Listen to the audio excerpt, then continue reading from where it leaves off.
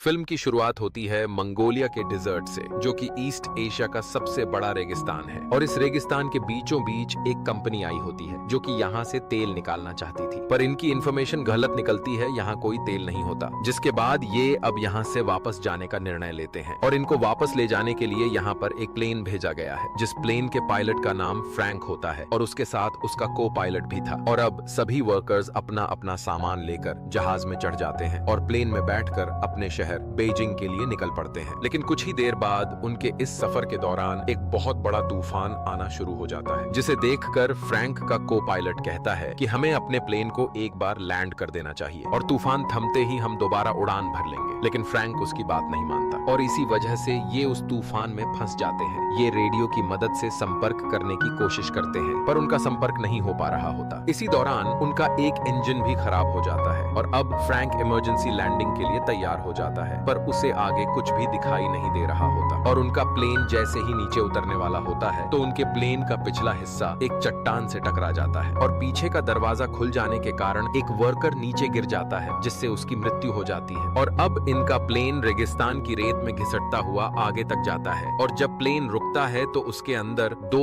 और वर्कर्स की मृत्यु हो चुकी होती है। लेकिन अब ये इस खतरनाक रेगिस्तान में फंस चुके हैं, जिसके बाद ये अपने खाने की सप्लाई को चेक करते हैं, जहां इन्हें पता चलता है कि इनके पास 1 महीने का खाना है। पर तभी इनमें से एक आदमी कहता है कि मैं चलकर इस रेगिस्तान से बाहर निकल सकता हूँ, क्योंकि मैंने बहुत सी जगहों पर हाइकिंग और ट्रैकिंग की हुई है। लेकिन बाकी लोग उसे समझाते हैं कि यह जुलाई का महीना है, जो रेगिस्तान में सबसे अधिक गर्म होता है और तुम इस गर्मी में जिंदा नहीं बच पाओगे। सभी उसे समझाते हैं कि तुम्हें रास्ता भी नहीं पता है, इसीलिए तुम इस रेगिस्तान में गोल गोल घूमते रहोगे। और यह बात उस आदमी को समझ आ जाती है। अब उसी रात जब ये सभी सो रहे होते हैं तो बाहर तूफान के कारण मौसम खराब हो जाता है और तभी इनमें से एक आदमी, जिसका नाम जॉन डेविस होता है, वह बाहर टॉयलेट करने के लिए निकलता है। लेकिन तभी उसका पैर एक पत्थर से टकरा जाता है, जिसकी वजह से वह रेत में लुढ़कता हुआ नीचे गिर जाता है और तूफान में अब उसे कुछ भी दिखाई नहीं देता, जिससे वह रास्ता भटक जाता है। और अब जब सुबह सभी वर्कर्स उठते हैं तो वे देखते हैं कि उनका एक साथी गायब है। वे उसे चारों तरफ ढूंढने की कोशिश करते हैं, पर उसका कुछ भी पता नहीं चलता। इसीलिए यहाँ जो लेडी होती है वह पायलट के पास जाती है और उससे पूछती है कि क्या हमें यहाँ से कोई बचाने भी आएगा या नहीं, जिस पर पायलट कहता है कि इसका कोई पता नहीं, जिससे लड़की थोड़ी उदास हो जाती है, क्योंकि हम अपने रास्ते से पूरी तरह भटक चुके हैं। इसीलिए अगर हमें यहाँ से कोई ढूंढने भी आएगा तो वह हमें नहीं ढूंढ पाएगा। और अब सभी की उम्मीदें भी टूटने लगती हैं कि कोई भी उन्हें यहाँ से लेने के लिए नहीं आएगा। इसीलिए इनमें से 2 लोग यहाँ से पैदल निकलने का निर्णय लेते हैं, पर जब वे अपने साथ पानी ले जाने लगते हैं तो पायलट उनसे कहता है कि यहाँ से पानी कोई भी नहीं ले जाएगा। जिसके बाद पानी को लेकर इनके बीच झगड़ा होना शुरू हो जाता है, जिस वजह से उनका पानी भी गिर जाता है। पर यहाँ पर एक आदमी होता है जिसका नाम एलियट होता है। वह इनसे कहता है कि मेरे पास एक आइडिया है जिससे हम सबकी जान बच सकती है। मैं कई दिनों से इस प्लेन को ऑब्जर्व कर रहा हूँ कि हम इसके पुर्जों को जोड़कर एक दूसरा प्लेन बना सकते हैं, क्योंकि एलियट पहले प्लेन बनाने वाली कंपनी के साथ काम करता था। और अब सभी के मन में एक उम्मीद जागने लगती है। वे उसकी मदद करने के लिए तैयार हो जाते हैं, लेकिन पायलट उसकी बातों से सहमत नहीं होता। वह कहता है कि ऐसा करना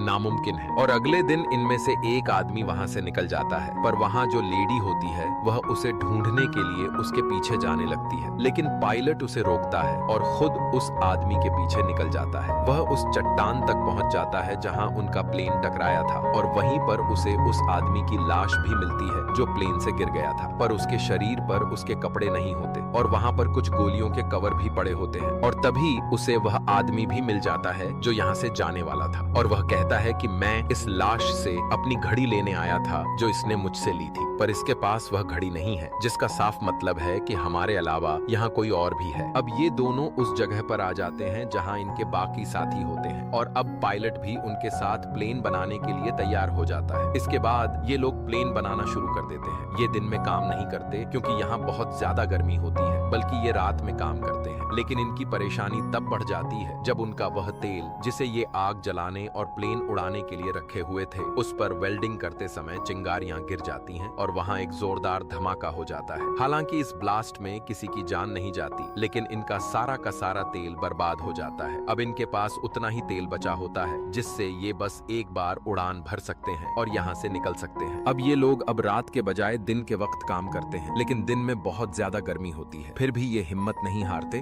और काम शुरू कर देते हैं। अब जब इन्होंने प्लेन को रीबिल्ड करना स्टार्ट किया है तो एक विंग को जोड़ना जरूरी है। इनके पास सिर्फ एक ही मौका है। अगर विंग गिर गया तो ये लोग प्लेन को दोबारा नहीं बना सकते क्योंकि इनके पास क्रेन नहीं है। ये विंग को धीरे धीरे ऊपर से नीचे गिराते हैं, लेकिन अचानक वो चैन टूट जाती है जो विंग को होल्ड किए हुए थी। विंग जमीन की तरफ घिसकता हुआ जाता है और सीधा प्लेन से टकरा जाता है। ये देखकर सब हैरान रह जाते हैं। प्लेन के अंदर इनका एक दोस्त पहले से होता है जिसका काम था उस विंग को बोर्ड से जोड़ना। जब विंग गिरता है वो बाहर आता है और कहता है मैंने काम मुकम्मल कर दिया। असल में विंग गिरते हुए उसी जगह पर लगता है जहां लगना चाहिए था। इस तरह प्लेन का स्ट्रक्चर मुकम्मल हो जाता है। अब सबको उम्मीद होती है कि वो यहाँ से उड़ा सकते हैं। सब खुशी मनाते हैं, डांस करते हैं और एंजॉय करते हैं। साथ ही वो रेगिस्तान की रेत हटाकर एक रनवे तैयार कर रहे होते हैं ताकि प्लेन टेक ऑफ कर सके। लेकिन सब कुछ आसान नहीं होता। एक दिन एक डेंजरस इलेक्ट्रिक स्टॉर्म आता है। बिजलियां गिर रही होती हैं और विंग के अंदर पेट्रोल होता है, इसलिए सब लोग वहां से दूर भाग जाते हैं। एलियट नहीं जाता। वो चाहता है कि प्लेन सेफ रहे। जब उस पर बिजली गिरने वाली होती है, फ्रैंक उसे खींचकर नीचे गिराता है और उसकी जान बच जाती है। अगर एलियट को कुछ हो जाता तो फिर कोई प्लेन मुकम्मल नहीं कर सकता था। अब ये लोग अपने प्लेन का नाम फीनिक्स रखते हैं। फीनिक्स इजिप्शियन मिथोलॉजी का एक जानदार होता है जो रेगिस्तान से दोबारा जन्म लेता है। बहुत पावरफुल माना जाता है, लेकिन अभी भी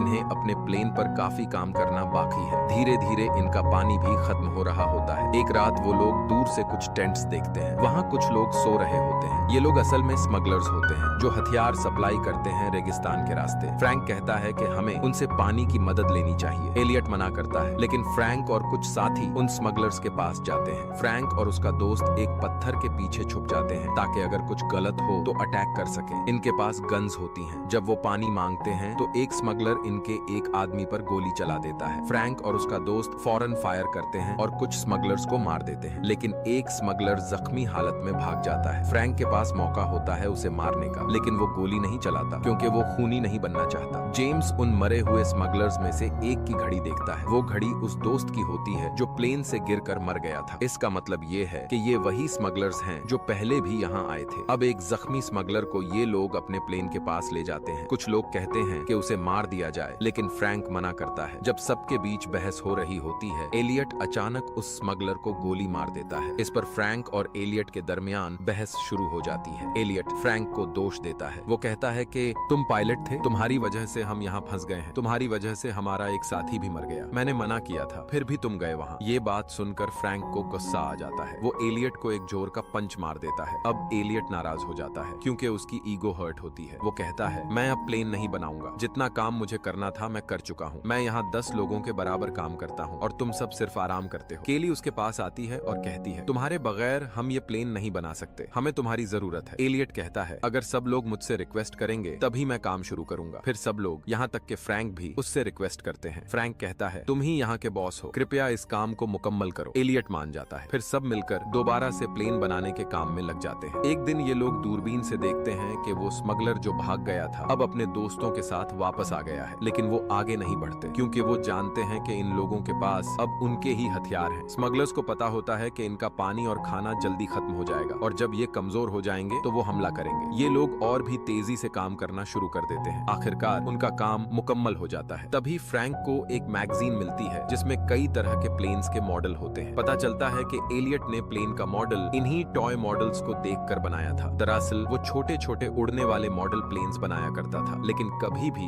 एक बड़ा रियल प्लेन नहीं बनाया। ये सुनकर सबको गुस्सा आ जाता है, खासकर अयान को। वो एलियट के सर पर गन रख देता है और कहता है तुम हमें बेवकूफ बना रहे थे, ये प्लेन कभी नहीं उड़ेगा, तुमने पहले कभी इतना बड़ा प्लेन बनाया ही नहीं। लेकिन एलियट कहता है मुझे यकीन है ये प्लेन उड़ेगा। हाँ, मैं छोटे रिमोट कंट्रोल्ड प्लेन्स बनाता था, लेकिन उनमें बैलेंस ज्यादा जरूरी होता है। फ्रैंक अयान को रोक लेता है। तभी तूफान आ जाता है। जब तेज हवाएं चलती हैं तो प्लेन अपने आप हल्का हल्का हवा में उठने लगता है। सब समझ जाते हैं कि ये प्लेन सच में उड़ सकता है। उनके दिलों में जो उम्मीद मर चुकी थी वो फिर से जिंदा हो जाती है। लेकिन ये रेगिस्तान का तूफान था जो प्लेन को पूरी तरह से रेत में ढांक देता है। तूफान के बाद सब उदासी में चले जाते हैं। फ्रैंक कहता है, हमने इससे मेहनत से बनाया है और हम इससे यहाँ से उड़ाकर ले जाएंगे। सब लोग मिलकर प्लेन को रेत से निकालते हैं और खींचकर उस जगह ले जाते हैं जहाँ रेत नहीं होती। वो लोग प्लेन को स्टार्ट करते हैं। प्लेन स्टार्ट होता है लेकिन तुरंत बंद हो जाता है। बहुत बार ट्राई करते हैं और आखिरकार प्लेन चल पड़ता है। प्लेन का इंजन गरजता है। स्मगलर्स इसकी आवाज सुनकर घोड़ों पर हथियार लेकर इनकी तरफ भागने लगते हैं। सब लोग प्लेन के ऊपर चढ़ जाते हैं